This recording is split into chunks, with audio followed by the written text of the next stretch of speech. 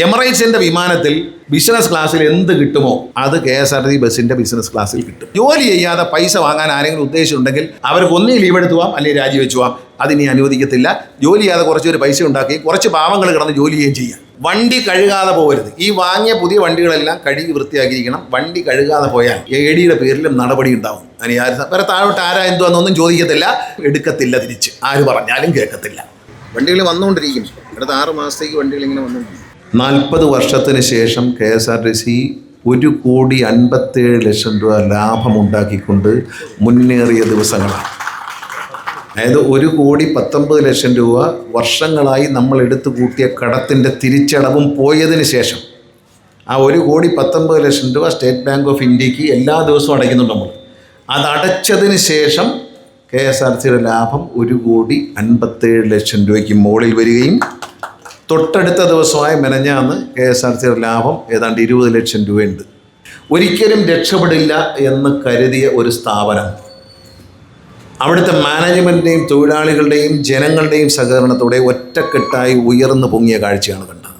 ഒരു വണ്ടിക്ക് 2 driver 2 conductor. അവർ വന്നില്ലെങ്കിൽ വണ്ടി എടുക്കേണ്ട എന്നാണ് തീരുമാനം. അവർ വന്നില്ലെങ്കിൽ അന്ന് വണ്ടി ഓടിക്കേണ്ട എന്നാണ് തീരുമാനം. അത് തുറന്നു പറയാൻ മടിയൊന്നുമില്ല. കാരണം എടുത്തോണ്ട് പോയി ഇടിച്ചേച്ച് ചാമ്പി അവിടെ കൊണ്ട് ഇട്ടിട്ട് പോകും. ഇടിച്ച് ചാമ്പി അവിടെ കൊണ്ട് കളഞ്ഞിട്ട് പോകും. പിന്നെ വേറെ ആൾ ഞാൻ കണ്ടില്ല, അതാരാ ഉത്തരം 2 പേരെ ഏൽപ്പിച്ച് അവരെ കണ്ടില്ല. അതൊന്നും പറ്റില്ല.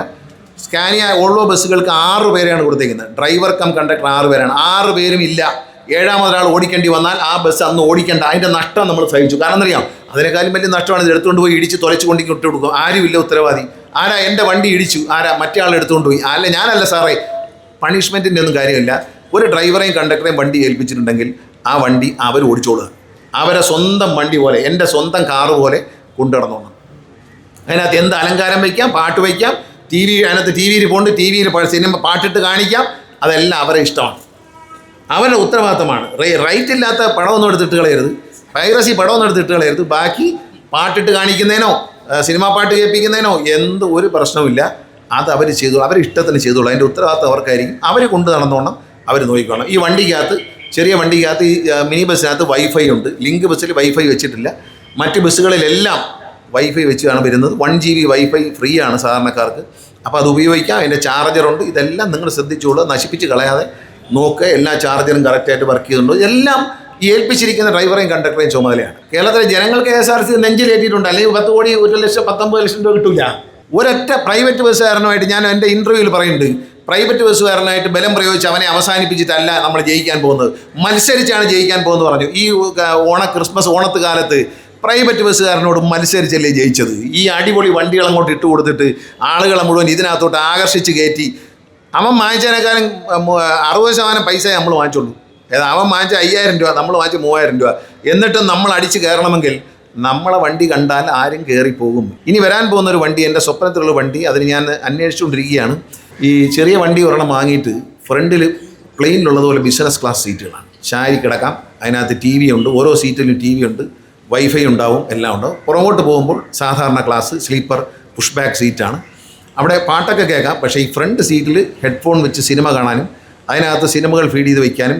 ഒരു ഫ്ലൈറ്റിനകത്ത് എമിറേറ്റ്സിൻ്റെ വിമാനത്തിൽ ബിസിനസ് ക്ലാസ്സിൽ എന്ത് കിട്ടുമോ അത് KSRTC ബസ്സിൻ്റെ ബിസിനസ് ക്ലാസ്സിൽ കിട്ടും. അങ്ങനെ ഒരു ബസ് എടുത്തിട്ട് തിരുവനന്തപുരത്ത് നിന്ന് കൊച്ചിയിലേക്ക്, തിരുവനന്തപുരത്ത് എങ്ങും നിർത്തൂല.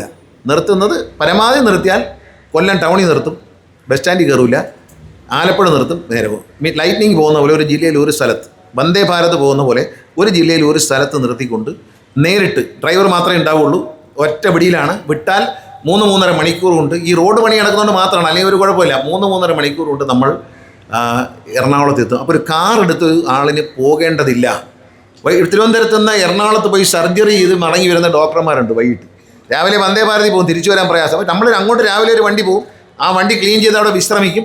വൈകിട്ട് ആളുകളെ 5 മണിക്ക് ശേഷം ഹൈക്കോടതിയിലും മറ്റും പോകുന്ന വക്കീലന്മാരെയും ഡോക്ടർമാരെയും എല്ലാം കയറ്റിക്കൊണ്ട് നമ്മൾ തിരിച്ച് 9 മണിക്ക് മുമ്പേ സാധനം തിരുവനന്തപുരത്ത് എത്തിക്കും.